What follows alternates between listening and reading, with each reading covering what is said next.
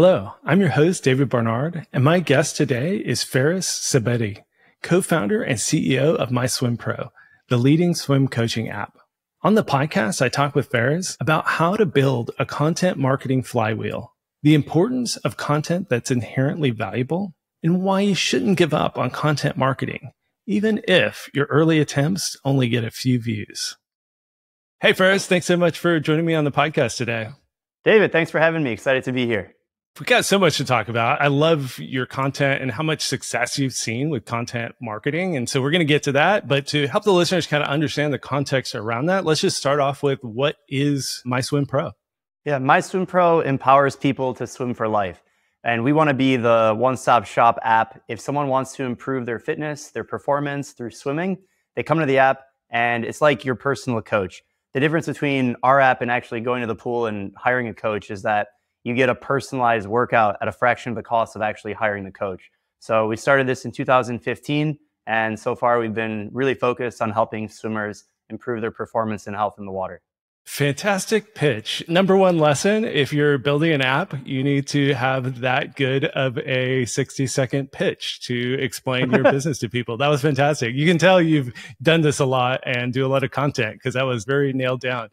I know you have several co-founders, so tell me just a little bit of the story of like why you built the app and who your co-founders are, just a little bit of the story of how you got to this point.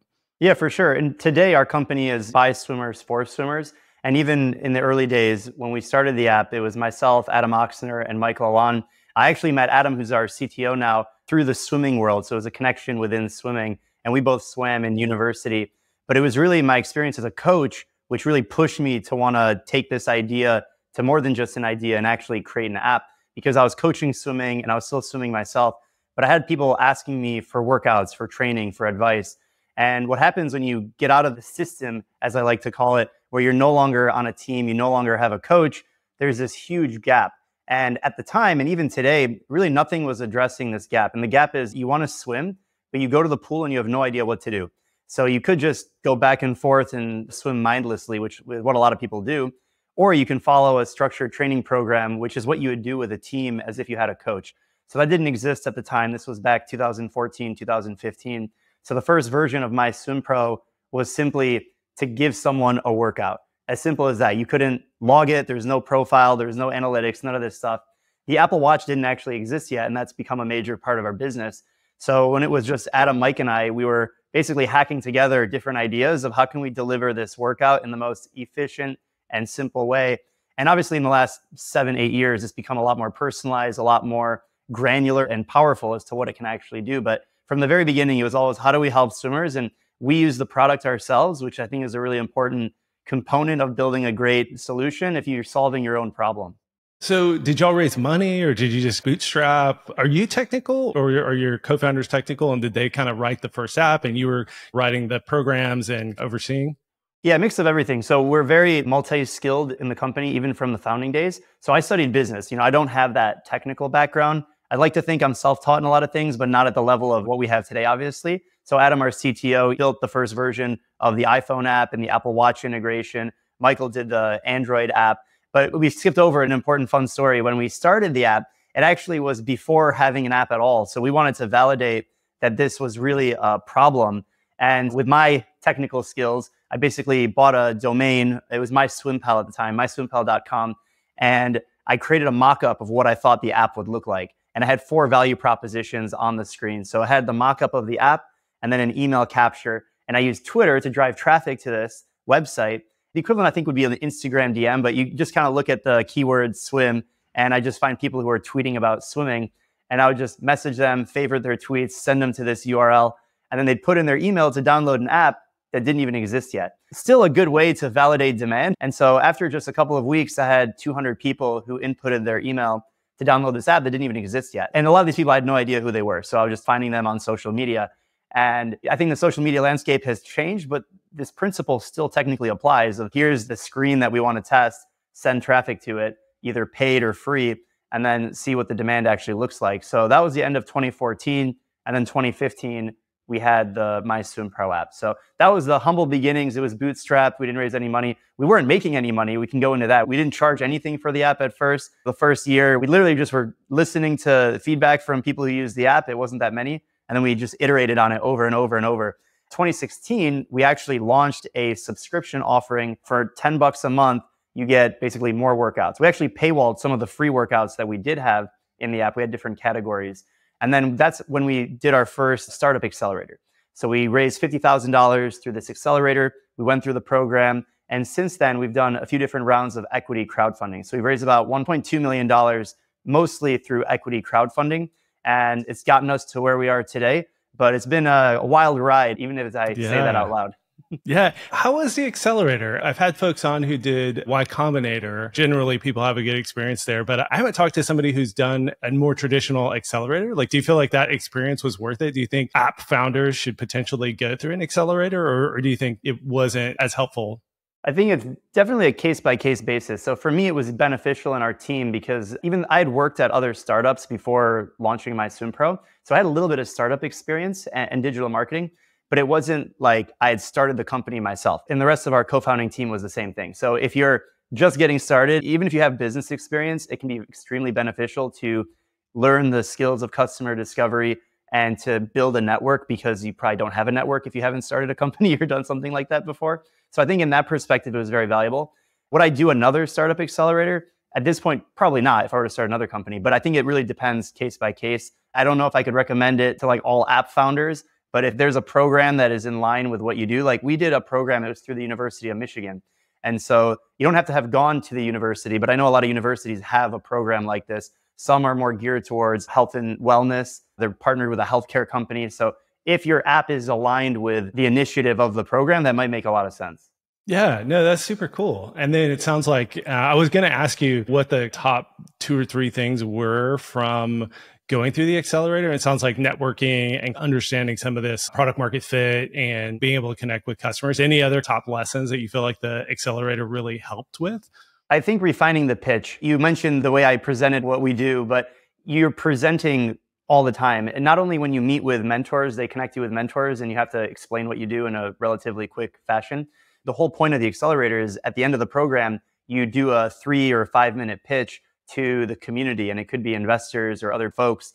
And so if you don't have a good pitch, you will be forced to learn how to pitch correctly, and you get a lot of feedback and you eliminate the things that don't really matter. And I think doing those repetitions is really valuable, especially when you're still trying to figure out what the heck you're doing. I think if you're a little bit more mature in your business, it's probably not as useful because you've already hopefully put in those reps. But yeah, I think it was a good experience overall. All right. So you went through the accelerator, you had collected these emails, you're kind of seeing early traction. What are some of the early marketing things that you experimented with? And once you had that $50,000 in the bank, did you start experimenting with paid, or how did you get that early momentum and then keep that momentum going? I think from day one, it was a content marketing machine. I can say that now, but at the time I didn't know what I was doing. We had a blog, we had social media accounts, started producing YouTube videos, literally every social media channel, I was on top of it. And at the time, I just thought we have to be out there. People need to know that we exist. There's a name called MySwimPro, and it has this blue icon, the shirt that I'm wearing. But it's how do we get people aware of this brand and then educate people about the things that they need to know to be successful in swimming. So in retrospect, it all kind of makes sense. But to be honest, in the moment, I didn't have as clear of a direction as I think I do now. And part of that is just my own experience that was developed, but also I think the landscape has actually become a lot more mature. Specifically, the way that you can leverage social media and build a community digitally is a lot more clear, I think. Now there's a lot more best practices compared to in 2014, 15. It was still somewhat mature, I guess, but it was relatively new compared to where it is today. So it was creating a lot of content. Adam and Mike were building out the app. And then by 2018 is when we actually hired our first additional team member. And it was Paige, who's now our VP of marketing. So she's been with us for like 6 years. And basically, I handed off a lot of that content marketing to her. I continued to do a lot of it and eventually became like the face of the brand, which was not intended either. So there's a whole bunch of things that were lumped in there. When you were first starting out with the content, what kind of stuff were you producing? And were you seeing traction with that content? Like, how did that go early on? Because even me, like I launched a big update to my weather app recently. We got some press, but once that dies down, it's like, you got to get that ball rolling. And I think a lot of founders expect, I fell victim to it as well. Oh, I'll get it out there. It's going to get some attention and that's going to snowball. But actually, it takes a lot of deliberation. I mean, some apps do just like explode out of the gate. But it sounds like y'all just slow roll and built that flywheel that just kept going. But what did that really look like in the early days? Sure. In the very beginning, it was writing about an article a week, and I was just answering basic swimming questions. So if you wanted to learn how to do a flip turn or how to improve your freestyle technique or your efficiency, common search optimized things, basically, leveraging the power of Google, biggest search engine in the world. What are people searching on the internet? And I knew what people are searching, partly because there are tools that tell you this, but also just qualitatively because people are asking us questions. So for example, the whole reason why I started making YouTube videos and it became sort of what it is today is because we would get the same questions via email every single day. So I would get, in the app, people who are not as experienced in swimming would ask a question. And we actually had my phone number in every automated email that came from us. I was getting WhatsApp messages at all hours of the day. I was getting emails, people asking the same questions. And one day I was like, you know what? I'm just going to make a video that explains this because I've had to copy and paste like a macro, basically. I'm telling the same people over and over the same thing. So I got up a whiteboard and I just explained swimming terminology. And then I started doing this on a weekly basis and it became known as the Whiteboard Wednesday. So I stand in front of a whiteboard and for 15 minutes, I elaborate on something swimming. And in the very beginning, like I didn't even have any cool looking footage. It was just me standing in front of a whiteboard, which you think for swimming, like why would anyone pay attention to that? Because I was answering their questions. So you go to YouTube, which is the second biggest search engine in the world, people have questions and they want to learn. And I think now that's a little bit more obvious than in 2015. But by 2018, like after 3 years of consistently doing this, I became even more consistent. And then we started to see some compounding traction, but it didn't like all of a sudden spike the usage of the app. I think content marketing in general is a very long-term type of thing that you're really building brand and you're building trust. So that way people not only have the awareness that you exist, but they trust whatever it is that you're telling them. So that way, if you are to sell them something or come up with an offer, whether it's your app subscription or something else, then they feel that they've already made a connection with you and you know what you're talking about, and their conversion to paying for whatever it is that you're offering is going to be that much higher. So in 2015 to 2018, we're talking thousands of social media posts and hundreds of articles that I had written. So it's not like we wrote 5 articles and then now we're SEO relevant. It was consistently today, just a continuous routine and building that pattern of habit. And this is where I think a lot of people get discouraged with content marketing is that I imagine in those early days, you'd put up a video and you get tens of views, or was it just that slow building? It was a slow grind. So the very beginning, like I mentioned, I just created the videos not to be a YouTuber, simply to answer the questions people had. So that might only be 7 people. Great, now I don't have to write 7 emails. I spent a few hours making this video, but I know that there's a compounding effect of this is a better delivery of the information anyway. So in the very beginning, yeah, I mean, it was 75 views, 300 views, 4,000. Now we have a few of those videos of me that have millions of views of me standing in front of a whiteboard talking about swimming. That didn't happen overnight. That took years. And at some level, it is discouraging. I know I tell people that and they're like, yeah, how do you get 500,000 followers on Instagram? Like, what's the trick? Well, if you look at our account, we have like 7,000 posts. It's not like one blew up and then it happened. So I think there is some level of patience that you have to have. I think for us, and I remind our team, like if we don't have the patience to be consistent and build the procedures and the best practices, then we shouldn't really be doing it. Because if you're trying to build a brand and trust, that takes a long time. And I don't know who said this quote, but it's the concept of brand is the only thing that transcends technology. So technologies will come and go. Products will come and go. The Apple Watch didn't exist when we started the company. The Apple Watch is a majority use case of our business. In 5-10 years, like who knows what the thing is, the Apple Vision Pro, like we don't know what that is. Right. But if you have a brand and you build trust and you have that community, whatever the thing is, if you can innovate in it, you'll have an audience to purchase and engage with whatever it is that you create. What made you stick with it? Because I think a lot of people, again, starting content marketing, they put out a few blog posts, they do a few YouTube videos, they get 75 views, like you said, and they're like, okay, this is not working. I'm going to pivot and try something else. Was there early signs that it was paying off that made you stick with it? Or you just had this vision that you saw that it would compound over time and just kept at it? Like what kept you motivated through those 75 view videos to keep going? I think there were a few things. One was simple naivety. At the time, I was 23, 24 years old. And I think I was really deep in the hustle culture of like, you just need to work harder. You don't have the right to complain about anything. So I think that was part of it. You're just naive to like, well, I'm supposed to work. It's not really work smarter. It's just, I was just working hard. Like that's part of it. The other is you have to love what you do. So like I'm the one who's the face behind the camera in a lot of this stuff. And I love it. So it doesn't really feel like a lot of work to me, even though it might take a certain amount of time. The mental load, I think, is what actually inhibits a lot of people because the thought of like, okay, I need to prepare what I'm going to write in the article, or if I'm going to make a video, I need to have all my talking points. And even from the very beginning, I was pretty fast at doing a lot of these things because I'm talking about something that I know. I think if someone's trying to be the online expert and create the content or build that flywheel, if they're not interested in the topic, if they don't have the expertise, it's going to feel like a huge mental weight. How do you find the time to do this? It really doesn't take as much time as you think. It just is decision fatigue. And that decision fatigue can be very overwhelming. So I think there's a few variables between my naivety and as well as just I love doing it. And then having some level of vision that, I'm not here to pack up tomorrow. I'm here to build a brand. And I think I got a little bit of a taste of success somewhat early on in the sense that, hey, wait a second, I created this video how to do a flip turn as an example. It did take off and it got 75,000 views. Okay, well, why did that work? Because it clearly answered a need in the market. And I think it goes back to more specifically our app. The success, that taste of success, it doesn't need to be 75,000 views. All it takes is a few people to say, this video answered my question. The most common one that we have, which is the impetus for this, is 4 times 50 IM. So if you see that in our app or you see it in swimming, that means you do a 50 of each stroke in the individual medley order. So if you just see it on paper and you don't know anything about swimming, what does this mean? So just answering that question in a video and being able to send that to people and getting oh, this helped a lot. Thank you. Like as simple as that, that is very gratifying to know, oh, okay, this actually delivered value. And now they use the app and tying it back to the subscription, they're probably going to keep paying for it because they understand how it works. What were the signs that it was starting to pay off and how did you measure the impact? I mean, were you tracking views compared to app downloads and subscribers? Like, did you have a spreadsheet? That one video you said that did kind of go somewhat viral, I guess, 75,000 views is a lot for a video. It's not millions like Marquez Brownlee or whatever, but that's pretty good.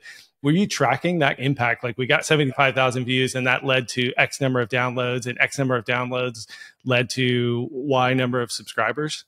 I will say we're a lot better at this now than at the time. At the time, it was more about, I need to make content. Let me go write some articles. And I had a weekly cadence of just building stuff. And then when Paige joined, we basically built a mini army to compound that. But in terms of tracking, we were tracking everything, but it's hard to measure the direct impact. We have really good metrics around each individual social channel. Now we use the App Store, like custom product URLs, and we actually measure how many leads we get from YouTube. First, we have a different URL for Instagram, for YouTube, for Facebook, for our website, and then we can see and attribute revenue directly to that. That's a very recent thing that we actually, I sound like I know what I'm talking about, but that's only in the last few months we literally implemented that. But in the very beginning, it was more just, I was willing to take the short-term potential loss in time for the long-term benefit of building a brand. And now I think it's easier to quantify because we have 2 full-time video editors on our team, and most apps don't have something like that.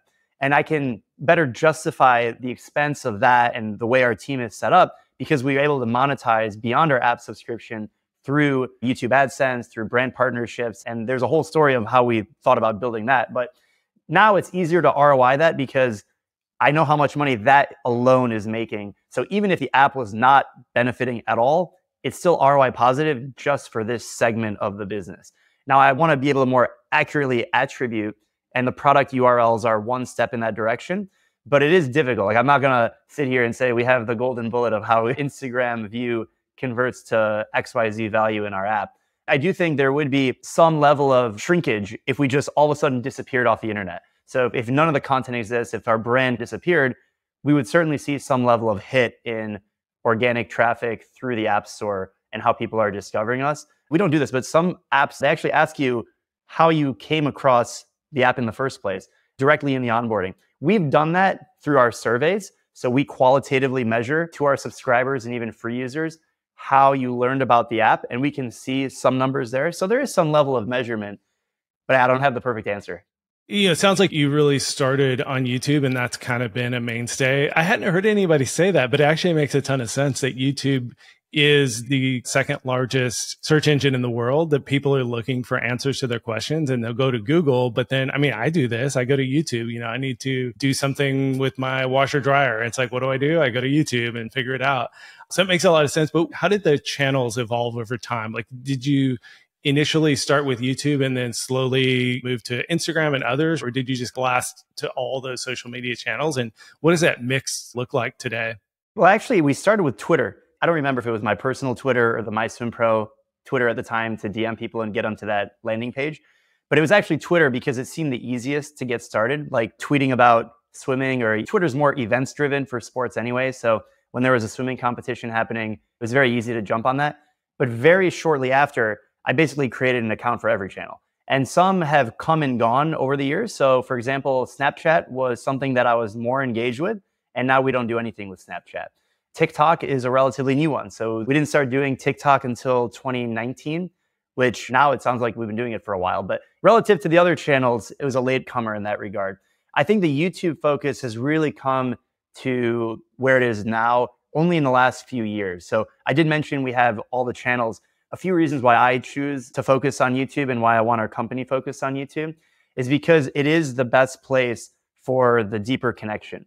So you can have a big Twitter following, for example, and now it's a little different because you can have longer threads and conversations like that.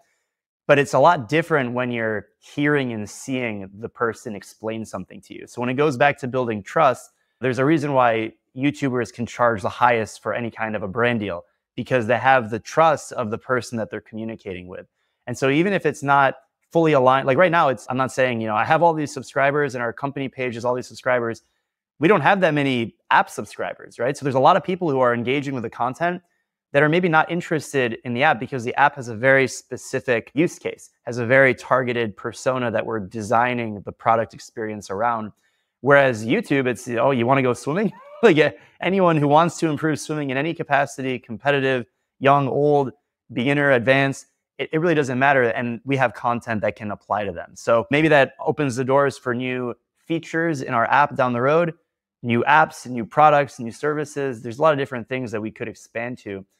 But I think there's a lot of moving parts. So it's hard to pick one social channel, and that's what you should start with. I think it depends on what kind of a brand you're looking to build and how it fits into your overall marketing acquisition funnel. Has TikTok been a good channel for y'all? Have you seen a lot of traction? Have you had some videos go viral on TikTok, or is it just kind of, you're there, it's easy to take the content you're already producing for YouTube, chop it up and throw it on there? Yeah, I mean, it's interesting what works on some channels doesn't really work on other channels. So we can take content on YouTube and chop it up in a few different ways.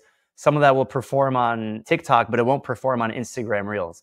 So in terms of, to answer your question, like, is TikTok working? I think we have like 300 something thousand followers, but I wouldn't say it's a primary channel of acquisition and awareness for us. We have had some posts that have millions or tens of millions of views, but it's not, okay, we got 10 million views on this video, and now that gave us 50,000 new downloads. It's like that 1 million view video may have had nothing to do with our app, which could be seen as a problem, as to like, well, now you have a bunch of bad traffic. I don't really see it that way. There are some people who probably did find value and now they went to other content and now they ended up downloading the app. But it goes back to building the brand. In this world, we are fighting for attention. So whether it's in the app or in someone's phone, right? I don't know what the hours are, but people are spending 5 hours a day in their phone. Where are they spending those 5 hours?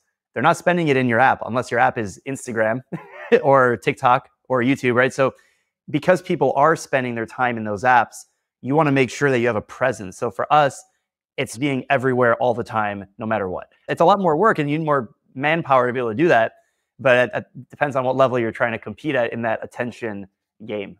You kind of alluded to this, but now that you do have such a big YouTube following specifically, you kind of mentioned that the content itself is monetized. I thought that was really interesting, that most people would view the content as solely content marketing. But tell me about how the content is actually driving revenue and is a second pillar of revenue to the app. Yeah, that's a great point, because when you get to a certain level of viewership, especially on long form content, you can monetize in a few different ways. So YouTube does pay the creator directly, and everyone's seen the ads at the beginning or in the middle of a video. If it's a longer video, you might have several ads. You can go online very easily and see what the CPMs are. But for every 1,000 views of a video, you could get anywhere from $3 to $15, depending on your category. So if you have a video with 1 million views, that could make $10,000. So if you look at one of your favorite YouTubers and you see every video and let's say they're doing tech reviews like MKBHD, and every video he makes has 5 million views, and his CPM in that category is probably $10 to $20. So each of those videos, you do the math on that, he's making maybe $50,000 a video. That pays for his production team. Now for him, he's a pure YouTuber, so that's his primary thing. If you're building an app like us, I have my channel, the company's channel. We monetize through YouTube AdSense, which is like a nice to have, but also now we can do brand partnerships. So these are the shout outs in the middle of the video that you've seen on YouTube where the creator is promoting some product that might be relevant that they're actually using in the video or elsewhere. And so those will actually pay even more money than the CPM rate because the brand knows that you're communicating with a very dedicated audience. So it goes back to that trust factor. So the more trust you have, the more dedicated your viewership. Now you can add another layer of monetization, which is the brand deals. We're starting to talk more about like the content creator world, more than the app world, but I feel like I've stepped into this role now. I didn't really plan on it, but since we're there and there's an opportunity to not only market swimming and then get more audience to the brand, but then also monetize it. This is really the only method of marketing that I know where you can actually do marketing to get more customers and you get paid to get more customers. To do the marketing. Yeah, so it's kind of interesting. But I think this goes back to the fact that you're creating content that is super valuable for people. And I think that's where people who think, oh, I'm going to do content marketing, their content often is overly focused on the app. Like I watched a few of your YouTube videos. A few of them I watch, you don't even mention MySwimPro. So it's not like the video is an ad for the app directly.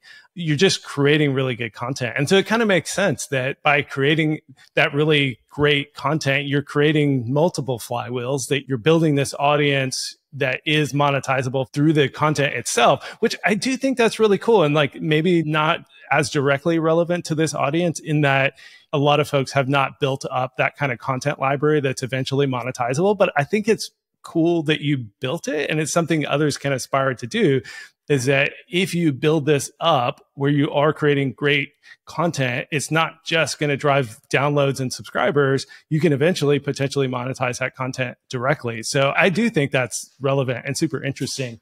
So I did want to dive back into the content production itself. I think this is where you started out, just you and a whiteboard, but how did it evolve from there? And like, what does that content production look like today? And then how did it evolve over time? Yeah, this is a very interesting story on, I think, just scalability in general. It's applicable to more than just content marketing. So in the very beginning, let's take the Whiteboard Wednesday, which is the weekly video series that had a blog and an email associated to it. So basically, it would be Wednesday in the morning. We'd go to a WeWork, and I would think, what video am I going to make today? So literally, it would just be like my Wednesday project. And I would think, okay, what's the video? I would draft it up, film it, edit it, and ship it all in the same day. Try and keep it as simple as possible. Write the email, write the blog based on what I said in the video. And that was what I did for basically a couple of years. And then eventually it became a little bit more sophisticated when we had another team member where I basically handed off a few of those responsibilities. So I would still make the video and even edit the video, but then I wouldn't do the blog, I wouldn't do the email. Eventually we hired a video editor to take the editing off my plate. So all I had to do was come up with the concept and then just go and film the video and then upload it. And then I would do a review. Next thing you know, it's on the internet. Along the way, we would take that one long form piece of content and we would split it up into multiple versions. So we would have the shorter form content, posts for different social media channels. And what you mentioned a few minutes ago about not having an overly salesy feel to the content, because fundamentally, I'm not trying to sell someone our app. I'm trying to help them improve their swimming. So if they came to YouTube to search for a specific skill, like how to do a flip turn, they want to learn how to do a flip turn. Our app doesn't teach you how to do a flip turn. What it does do is it teaches you how to structure your workout so you get the most out of your time. So when it is applicable inside the long form and inside the articles, the emails and everything, it makes a lot of sense to answer their question of how to do a flip turn. And then also share, and if you really want to take your swimming to the next level, this is how you can do it with the MySwimPro app. And yes, you can do your flip turns inside the MySwimPro app, just as an example. So we did that for a few years. And then if you fast forward to where we are today, it's a little bit more team intensive production in the sense that now we're on location when I film some of these things. We might not do it at a whiteboard. I might be standing at a swimming pool. We might be hosting an in-person event like a swim camp. Our videographer is with me. We're at the pool deck. He's filming me. And then 2 weeks later, it's on YouTube. There's a few steps I skipped in there, but it's probably not as applicable for this audience because now we have like an in-house studio. So we have 2 full-time video editors. Our VP of marketing manages that team. I have someone who just manages my brand deals that come through myself and the company. And he's part-time, works on commission. And then we have another team member who just does the social media posting. A team of 5 people is the engine that I was basically doing, a fraction of that by myself. So now it's more team, more expense, but we're also making more money through the AdSense, the brand deals, and the app is in a stronger position. So it all works to complement each other. That's really cool. When did you post your first YouTube video? On this channel, on the stuff that we're talking about, 2015. I've been making videos my whole life. So I have another channel, I call it my uncut channel, like 15 years ago. Wow. Okay, so 8 years of building to get to the point where hiring 5 full-time people makes sense to do the content production. So again, I think people get discouraged with content marketing or even think, if I'm going to do content marketing right, I need 5 people today. And they go out and hire all these people and they get 75 views and it doesn't work. It's like, you got to build this up over time. And I think you building this channel is the perfect example of that just continuing to grind away at it and creating that value can snowball into where those 5 people full-time does make sense. Yeah. If anything, it's actually much easier now. I know people say there's so much competition. How do you stand out? But the barrier to entry is like nothing. So if someone is watching or listening to this video or this podcast, you have a smartphone probably with fast internet that shoots in 4K. You can get on Amazon or a microphone. So you have crystal clear audio in 4K. You can record in slow motion. You get CapCut. You have videos that go viral like easily. If anything, it's easier now and you don't need 5 people to scale up really quick. Whereas 8 years ago, yes, there were smartphones, but you actually needed a decent camera. Otherwise, it would look pretty crummy. You needed a very expensive microphone. Now, microphone's $20 and you got something not amazing, but you have something to kick you off. So I think the barrier is definitely lower, which means there's more competition. But if you're adding genuine value and that's part of your long-term vision of brand, if it correlates to your app or whatnot, then yeah, I think you should go for it. You just got to be ready to keep doing it for a long time. You kind of touched on this a little bit, but I wanted to go a little deeper on how you think about when to add a CTA to the app and when to not. So how do you think about that? There's actually different schools of thought on this. I think I'm somewhere in the middle. So on the one side, you have people like Gary Vee, and he's all about jab, jab, right hook. So you give away 10,000 pieces of content, you build the ultimate brand trust, and then in one of them, you transact. So it's very, very extreme. You also have people like, he's a big YouTuber, Ali Abdal, and it's like, I think a 99-to-1 rule. So you give 99% of the time, and only 1% of your audience you actually even expect to transact with you. But the other 99 percentile, they're not going to transact. And the idea is you build an audience so massive and you're so dominant in your category that 1% is actually huge. But if you sell, well, now your audience is going to be a fraction of the size. And yeah, you might get 50% penetration, but you got 50% penetration of 7 people. So it's trying to find that balance. I think I'm somewhere in the middle. In terms of how you think about adding the CTA, this is tricky, but you always want to come back to what is the point of that specific piece of content? Are you truly trying to sell something, or are you trying to answer the question of the audience or the viewer or the subscriber or the app user, whoever it is? So if it's a piece of content, going back to my flip turn analogy, if the whole point of the video and why they came to it in the first place is to learn how to do that specific thing, you have to really focus on answering that question, because if you do, they're going to continue to want to see stuff that you create, and that's how you build a trust. And you could have the call to action in that piece of content, but it might actually make sense to have it in a different piece of content that maybe, that first piece is your lead generation. You get them to follow you and pay attention to what you do. And then it makes more sense to actually transact. I think the best approach is more integrated. I'll give you an example of what we're doing right now. So I'm currently in Dubai and I'm training for the Masters World Championships in Doha. So in this series, I'm doing a 5-part video where I'm showing how I prepare for the World Championships. And I'm using the MySwimPro app to train for this competition. So every single video, I have the app on screen showing the workouts that I'm actually doing. And so I'm not selling the app. I'm just using the app as my tool to achieve the results that I'm trying to show. So if someone's been following along this journey, it's cool. They feel like they're making a connection, like watching like this guy train for a big competition. But the way I'm doing it is the ultimate showcase of what the app can do. And I'm showing the true power of it. And I'm never really selling the app, but the app is on the screen for 30% of the time. So I think that's like the perfect method of integration. And I think when we have done that and we've created stories where, like I did a challenge where I swam every day for 30 days straight. I swam a mile for 100 days in a row. And so we made videos for each of these things. I'm not selling the app per se. I might have some sentences of like how you see how I'm doing it in the app and you can follow along or whatever. But it's more about how can I integrate the experience of what I'm teaching, what I'm educating, or the story that people are following along, and also showcase, yes, I'm using the app to be able to do this. And then just one more thing, that's just on like how my perspective is. As a company, we do have our own YouTube channel as a company, and that we're using to tell stories, gold medal moments, we call them. People who have had success, they lost 100 pounds. They did a crazy amount of swimming at the age of 67. And how did they do the crazy swimming? They use the MySwimPro app. And so it's a very clean way to integrate without just being an advertisement. You mentioned that kind of 99-to-1. Where would you say you end up landing on like how many videos do have call to actions versus ones that don't? I think at some level, I do want every video to have at least a minor call to action. Some might be a sentence that integrates with the storyline pretty well, and it could just be something quick on screen. I think the meat of it is maybe 30% of the videos have a very, very solid insertion, meaning over 60 seconds, where it's a very clear, like, I'm teaching you this thing, and the way that I'm teaching you is showing you how it's done in the MySwimPro app, where the app screen is on the video screen for an extended period of time. So maybe a third of videos have that level. But then you might say, well, okay, so 70% of the videos don't have an advertisement in them. And it is a more subtle approach to it. I think as a viewer, you have to think about it too, like from your own perspective. If you're following someone on any social media, you don't want to see them just selling you something all the time. You are either following them because one of three things. If someone's listening or watching and they take away anything from this, content marketing, you have to do one of three things. You either have to educate people, you have to entertain them, or you inspire them.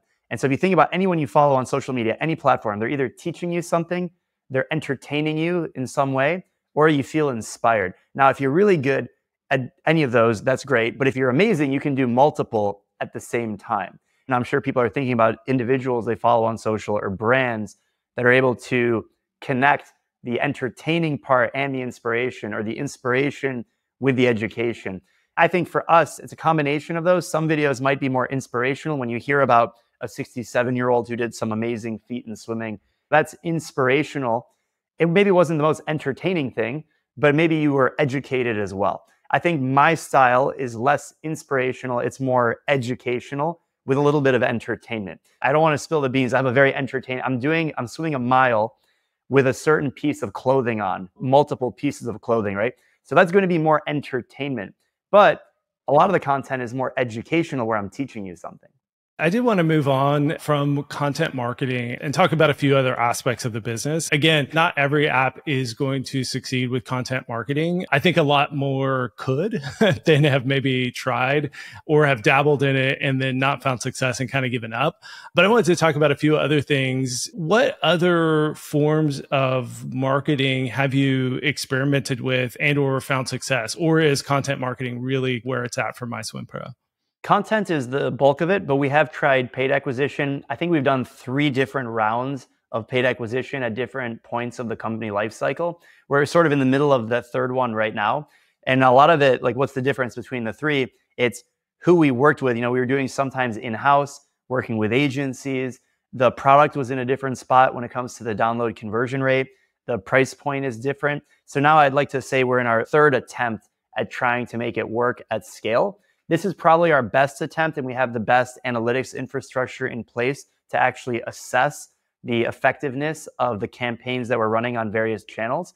So I'd like to think that we're moving in the right direction, but paid acquisition is very tough. And I think depending on the funding of the business, so for us, we don't have a bank account with $17 million in it. So when you're doing ads, you have to be more methodical. Your test budget is not as large. And the algorithms, especially these days, they favor big budgets and they will put a better audience to a bigger budget. As horrible as that sounds, I mean, that's the reality of it. So yeah, if you can make it work with a small budget, great. I'd say we're still trying to figure that out. That's one avenue of acquisition that we've experimented with over and over. We talked about content marketing quite a bit. Another avenue of acquisition that we're looking at is in-person events. We've gone to events. We host swim camps now. That's one method, but that's not the most scalable because you can only have so many people at an in-person event. We have some other creative ideas that we haven't yet executed on, like how can we put ourselves at every swimming pool in America or every pool in the world, right?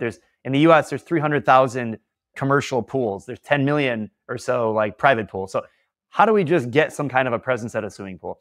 So we haven't figured that out yet. Maybe it's through different partnerships. That's one avenue of acquisition that we're pursuing right now. But it's tricky, especially when you get to a certain scale where you basically tap out your organic traffic, which is kind of where we are right now. There's only so many more organic downloads that we can get. That's not going to 5x our growth.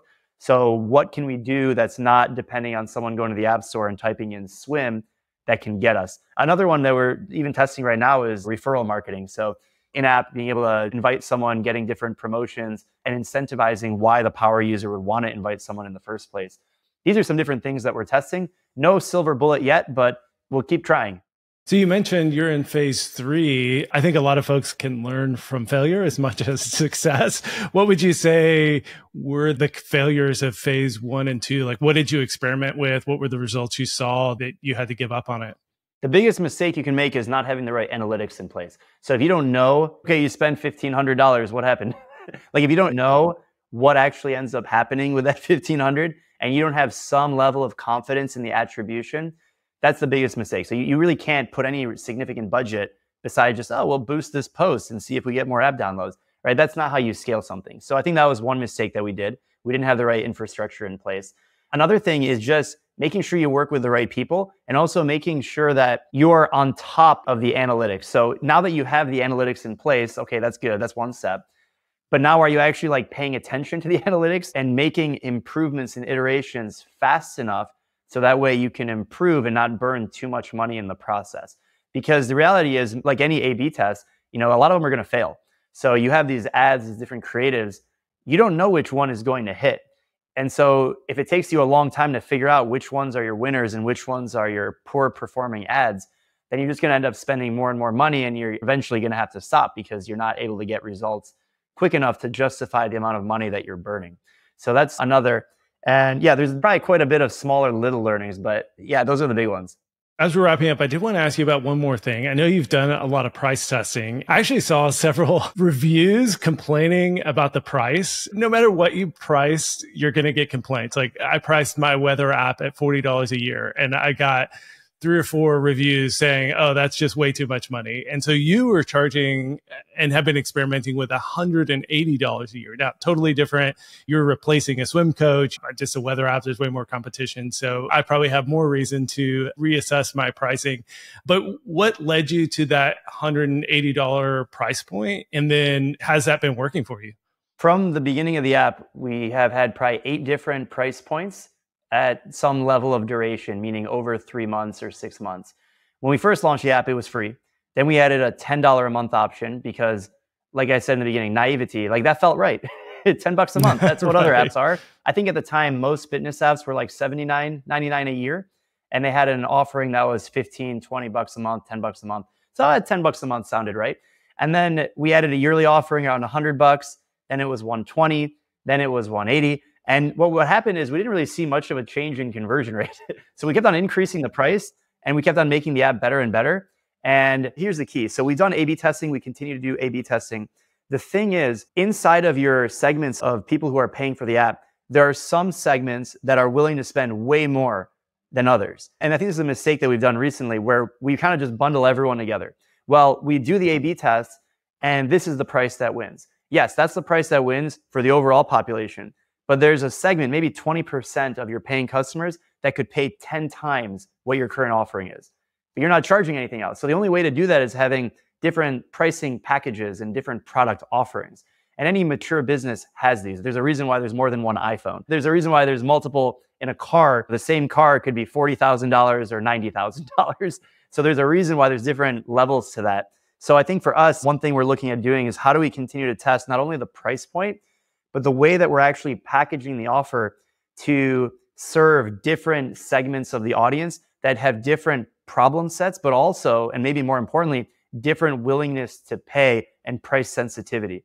Actually, one of the guys that was on this podcast, the founder and CEO of the Ladder app, he actually mentioned there was a price test sensitivity thing that you can do. I actually, after listening to his podcast on this show, I actually went and we did a survey implementing that exact study where you ask 4 questions to see what people think is too expensive. So this is a qualitative way to assess, and you end up with like 4 lines on a graph. And then between the 2 lines is your ideal price point. So we sent this out for free members, we sent it out for paid members, and it's remarkable to see just how many people are willing and able to spend way more money than we're currently charging. So the actual average ends up being around what our price point is now, 20 a month or 120 or 100 a year.